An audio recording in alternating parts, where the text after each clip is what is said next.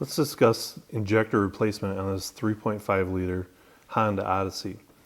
Now we've already gone ahead and removed the upper intake manifold here. And so it's a couple bolts, couple nuts taking out these studs, a couple vacuum lines, and a couple coolant lines, and you can set this out of the way to access the fuel rail here.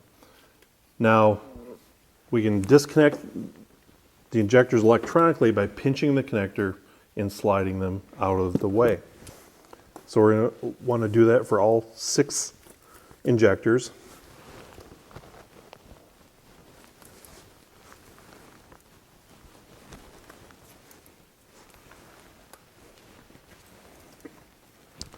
Now the fuel rail is held down by 4 bolts. And so I'm going to take a 1/4 inch ratchet, a 6-inch extension, and an 8mm swivel socket in order to get on these bolts. They're underneath the rail here and come out pretty easily.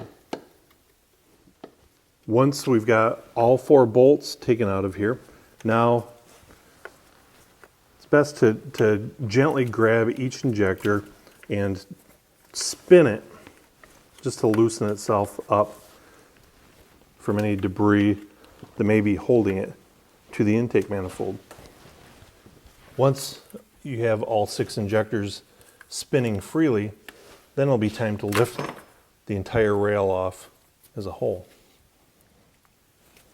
Gently pulling on the injectors and working them back and forth is the best method to remove the whole rail as an entire assembly and swing it up out of the way here.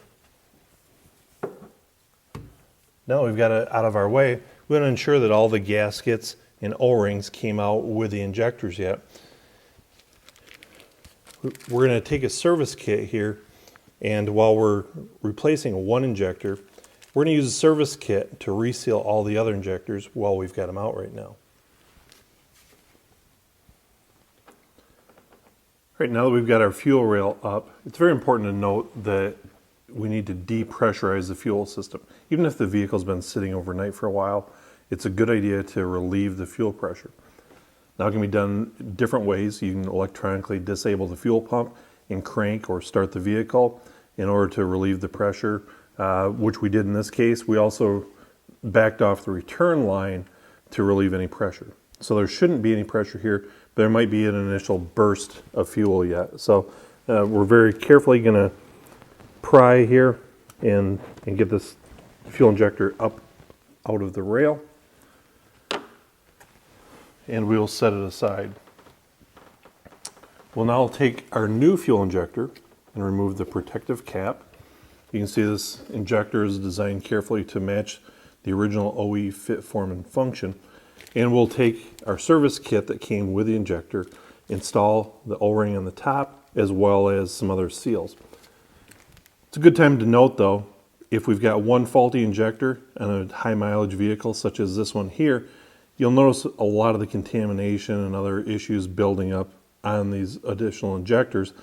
So we'll now take the new O-ring that came with the service kit, install it on the injector, and I'm going to take a little bit of assembly lube, or you might want to take some clean motor oil. Just make sure that it's not silicone based, and gently apply some lubricant to the O-rings here. It's going to make the installation process much easier. So we can now go ahead and gently install it into the rail. We're going to be careful not to cut that O-ring or we'll have a leak later on. So we've got our new seal installed here. We're going to go ahead and replace all these other injectors here, and then we'll install the rail. We're going to key it up, make sure that we don't have any leaks here and that the system holds pressure. Once that's passed the test, we now go ahead and reinstall the intake manifold and clear the trouble codes if any had been set, and start the vehicle, and we should be ready to go.